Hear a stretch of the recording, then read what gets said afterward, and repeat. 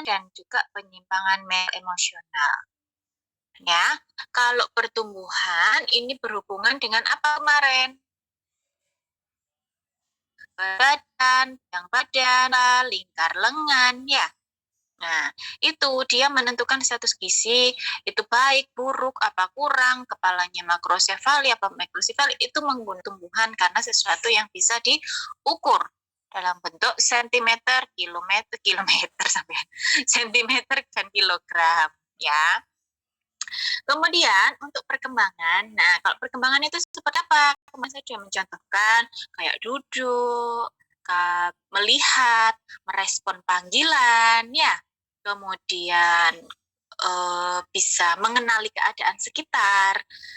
Nah itu namanya perkembangan. Lompat, ya berjalan. Terus bayi itu bisa ngoceh. Terus bayi itu bisa tahu ngoceh adik? Ngoceh tahu ya? Nggak tahu soalnya bahasa Indonesianya apa. Pokoknya berceloteh gitulah ya. Kemudian dia juga bisa menyangga kepala, bisa termasuk di perkembangan. Kemudian kalau mental emosional apa? Nah, kayak dia hiperaktif. Ketika diajak komunikasi, dia tidak memperhatikan sama sekali. Bahkan sering tantrum. Tahu tantrum ya? Sering marah-marah tanpa kontrol di tempat umum. Kalau anak kecil marah-marah, misal nggak diberikan jajan itu wajar. Tapi kalau sampai dia menyakiti dirinya sendiri, menyakiti orang di sekitar, itu perlu diwaspadai. Ya, kalau itu terjadi terus-menerus, perlu diperiksakan. Mungkin ada sesuatu yang salah. Karena biasanya ciri-ciri anak ADHD ya itu hiperaktif itu juga merupakan kode ya atau sinyal bahwa anak itu memang berkebutuhan khusus. Memang kelihatannya nggak kayak anak sakit ya, nggak kayak anak, nggak ada kayak kelainan, nggak ada. Kalau dia diam, kalau dia tidur tuh nggak ada. Tapi begitu dia terganggu, merasa tidak nyaman, dia langsung memberontak. Ya, seperti itu. Itu penyimpangan mental emosional ya. Jadi nggak fokus. Nah, kemudian untuk mendeteksi dini penyimpangan pertumbuhan, di situ ada yang berkaitan dengan masalah perubahan jumlah, ukuran, baik pada tingkat sel atau organ.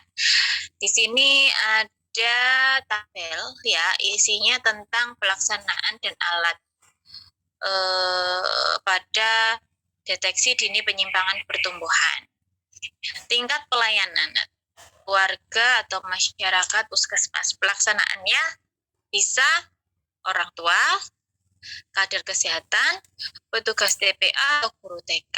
Ya, alat yang digunakan apa? Pakai KMS yang kalian saya suruh ngeprint, ya, yang ada biru sama pink. Kalau biru itu untuk laki-laki, sama yang pink itu untuk perempuan, ya, itu namanya KMS. Itu nanti ada grafiknya. Tuh, habis ini saya tunjukkan. Kemudian ada timbangan dacin. Dacin ya, Dek, ini salah ketik, bukan danci. Dacin, N-nya di sini. Salah ketik. Dacin. Tahu timbangan dacin nggak? Yang biasanya ada di posyandu yang pakai kantong, pakai selendang, ya. Kayak karung beras itu kalau bisa kayak orang ngangkut karung beras ya. Nah, itu standar WHO memang. Jadi bukan pakai digital. Jadi pakai standar timbangan dacin. Kenapa? Kok zaman now masih pakai dacin? Ya ribet, pakai dacin itu ribet karena dacin itu dia angka ketelitiannya yang diutamakan angka ketelitiannya itu bisa sampai terkecil ya. Jadi anak stunting, anak gizi buruk, itu bisa walaupun bukan pakai ini bisa iya, tapi kalau digital itu resiko efek misal baterainya habis atau dia habis jatuh atau apa, nah itu biasanya ada error sehingga mengurangi efektivitas hasil. Nah di situ ada kelemahannya. Kalau timbangan dacin itu dia juga bisa harus dikalibrasi deh. Kalibrasi itu apa? Disetting. Jadi harus dikalibrasi ulang secara berkala. Gunanya untuk apa? Menjaga efektivitasnya itu. Ya. Nah, kemudian kalau di puskesmas itu biasanya yang melakukan pelayanan itu ada dokter, bidan, perawat, ahli gizi, dan petugas lainnya. Biasanya di sana pakai tabel BPDB, sama ini biasanya pakai KMS. Terus grafik lingkar kepalanya juga ada di dalam KMS ya. Kalau kalian sudah ngeprint pasti tahu isinya KMS. Kemudian timbangan, alat ukur tinggi badan, pita pengukur lingkar kepala juga ada.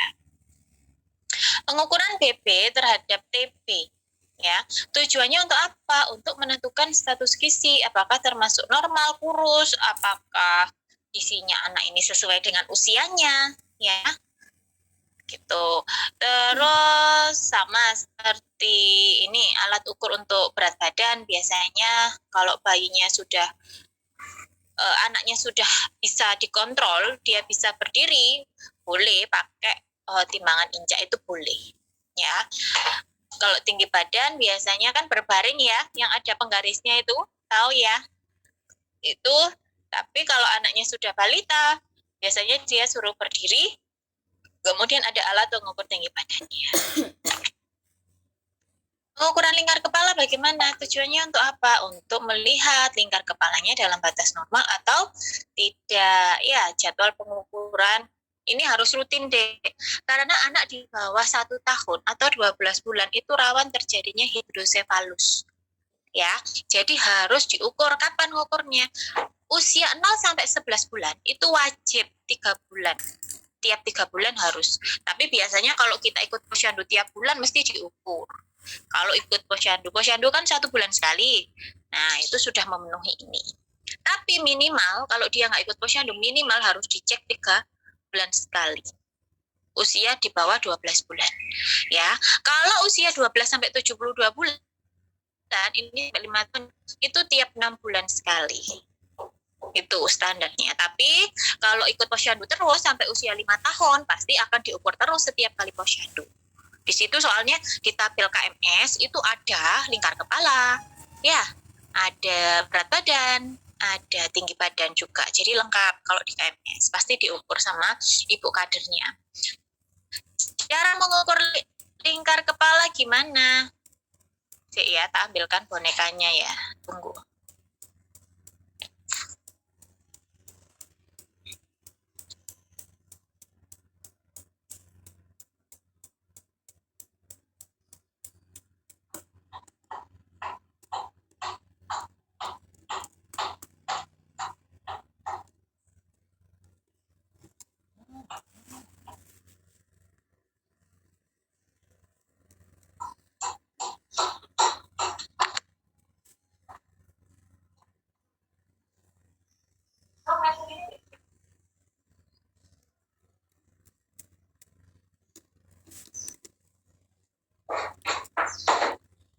Lila, campur lila iki lho. Campur lila. Oke kok.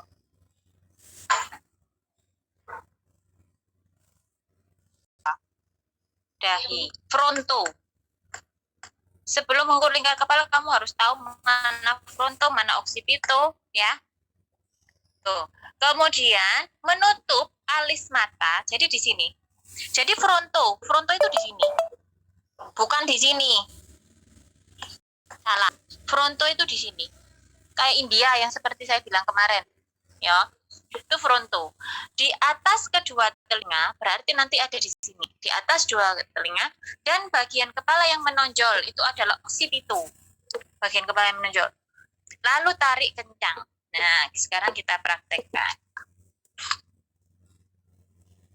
Ya. Jadi tadi melewati dahi ini ya. Ini ditahan, dipegang. Kemudian di atas apa? Telinga. Ke occipito, kemudian ketemu di atas telinga lagi dan nah, gini. Kita lihat, baru kita lihat berapa. Ini harus kenceng. Ya, harus kenceng. Ya, kemudian baca angka pertemuan dengan 0 ya. Baca yang di sini, baca berapa. Hasil pengukuran dihitung pada grafik lingkar kepala sesuai dengan usia dan jenis kelamin. Makanya di KMS saya bilang, ya, pada KMS ini, nah, Di sini ada grafiknya sesuai dengan usia. Di sini ada berat badan, ya. Di sini ada usianya anak itu berapa, ya. Jadi di sini nanti kita bisa mengisi. Oh ya, di sini. Jadi lengkap semuanya sampai berlembar-lembar gini. Ya.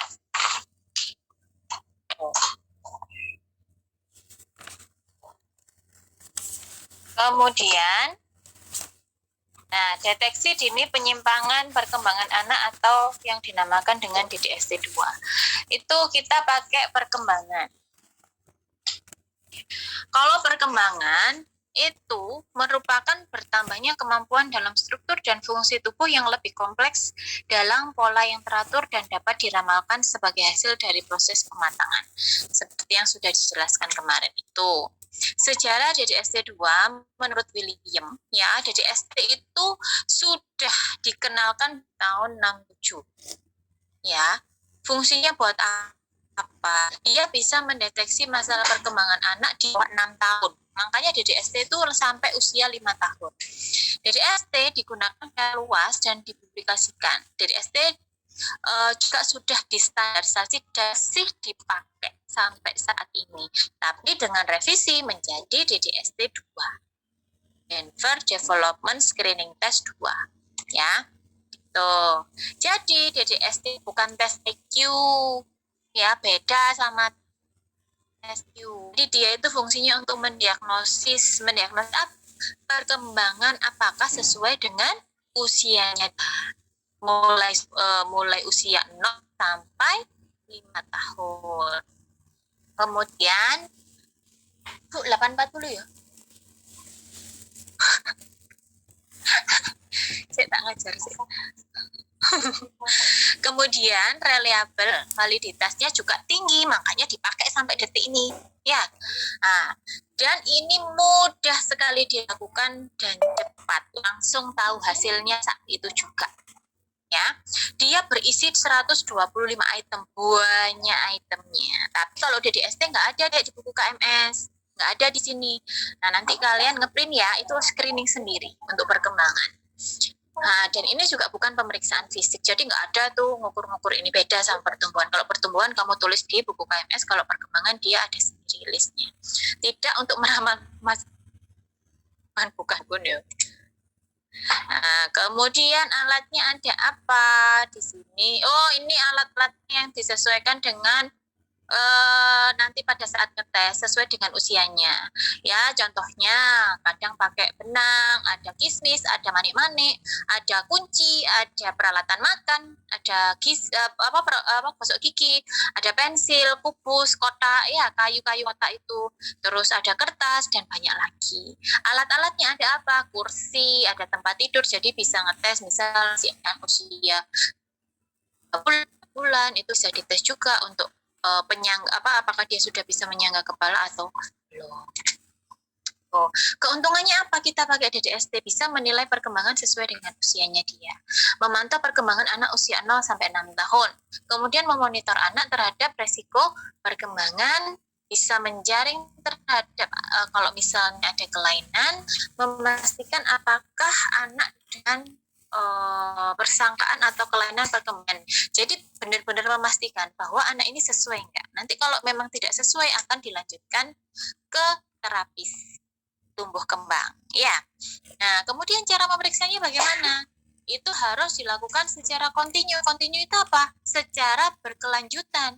Karena perkembangan itu terus pesat, apalagi anak balita. 0 sampai 5 tahun itu golden age. Jadi jangan disia-siakan.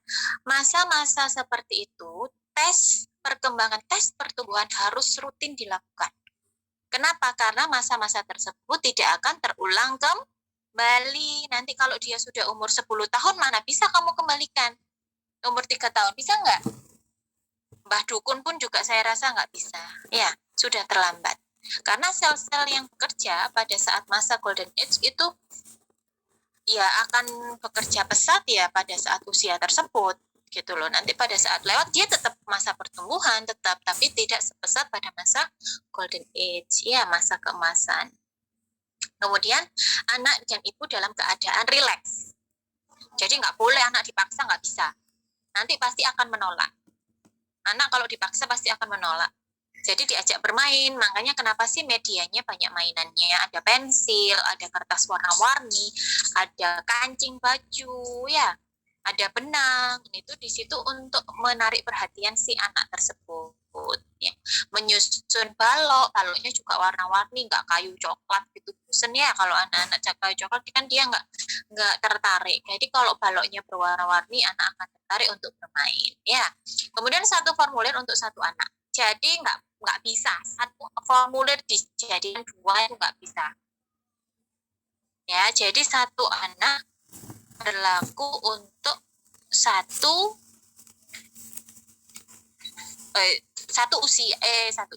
anak itu satu formulir, tapi bisa digunakan untuk beberapa usianya dia, ya.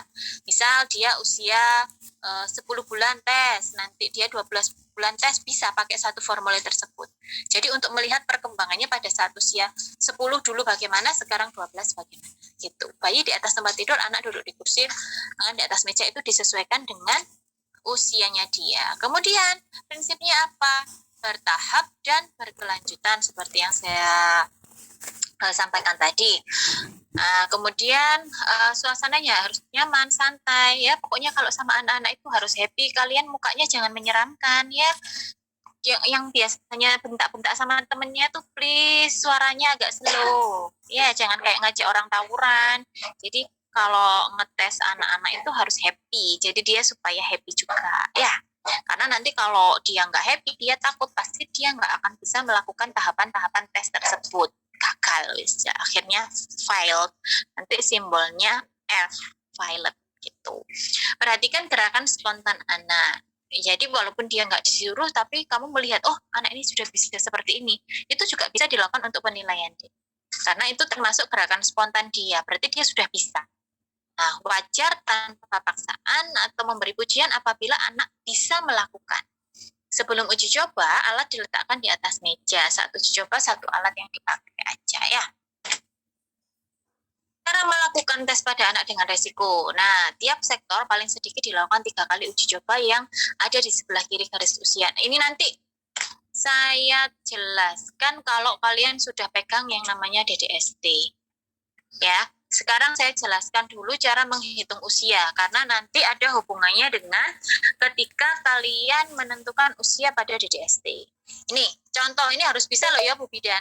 Nggak boleh lupa, ini harus diingatkan, harus diingat sampai kamu selesai sekolah, sampai kapanpun, karena nanti kamu juga calon ibu, ya, supaya bisa ngitung. Jadi tanggal tesnya kapan? Tahun berapa, ya? Tanggal berapa? Tanggal lahirnya kapan? Nah, itu kamu kurangi hasilnya. Jadi anak umurnya 2 tahun 6 bulan 14 hari. Jadi silahkan kalian memilih, ya. Tapi tanggal tesnya sama, ya. Tanggal tesnya sama, saya buat tanggal tesnya itu untuk pertemuan minggu depan.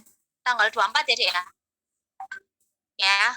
Ini tuh, jadi kamu minggu depan bawa DDST dulu aja deh, kalian simpen dulu. Jadi DDST dulu aja. Kalau kalian kan gampang ya, itu oh ya nggak apa-apa sih, sekalian aja. Nanti minggu depan sekalian praktek, ya. Jadi khusus praktek deh minggu depan. Iya, Bu. Jadi 24 itu tanggal periksa. Jadi semuanya ini sama tanggal periksanya.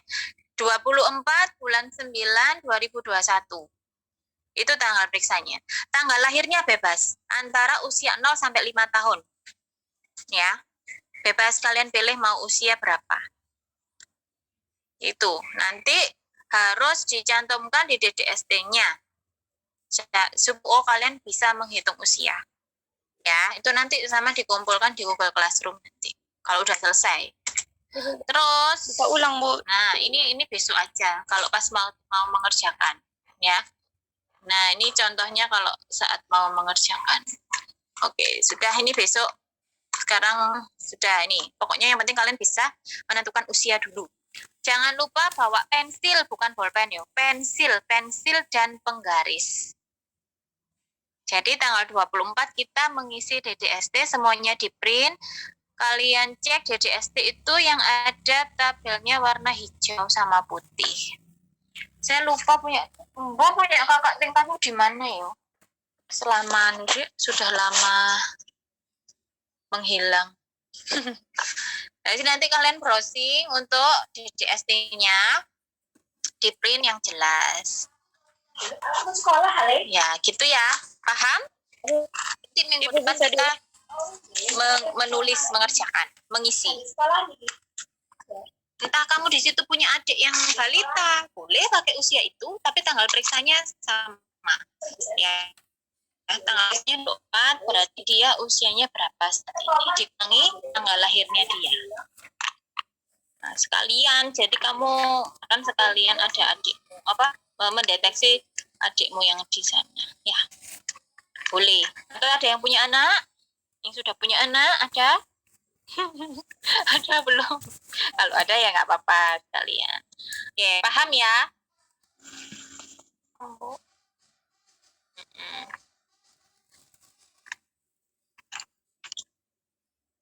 Ada yang ditanyakan? Bu, kalau nanti prakteknya nanti ke kampus apa online, Bu? Online tetap. Kayak gini dia jatuh-jatuh, itu juga. Jadi kalau ditanyakan apakah itu juga mempengaruhi, ya jelas mempengaruhi, karena autis itu dia berefek pada seluruh organ. Makanan aja ada efeknya ke autisnya. Biasanya anak autis itu atau hiperaktif, dia nggak boleh makan banyak manis-manis atau karena gula itu bisa meningkatkan emosional gitu. Jadi makanannya ada khusus juga, Dek, ya. Jadi kalau ada pengaruh gen apa enggak? Iya. Berarti pada saat kehamilan, berarti di situ ada kromosom yang memang ada kromosom yang enggak lengkap, atau memang ada syaraf di daerah motoriknya memang yang terganggu. Ya. Karena banyak pasien poli tumbuh kembang itu banyak sekali. Jadi ada yang anak memang dia autis, untuk terapi untuk berdiri, terapi untuk berjalan ada. Tapi ada juga anak autis yang dia biasa aja jalan, biasa aja kayak anak-anak normal, cuman emosionalnya yang sangat meletup-letup, sangat sensitif, tersinggung sedikit marah, ngamuk-ngamuk. Itu ada autis yang seperti itu. Jadi banyak, kalau kita belajar tentang autis itu banyak sekali. Hanya satu jenis aja, ya. Jadi memang itu dipengaruhi oleh gen, betul. Jadi dari sel ovum dan sel sperma, berarti dari keduanya itu sesuatu mungkin kualitasnya kurang bagus.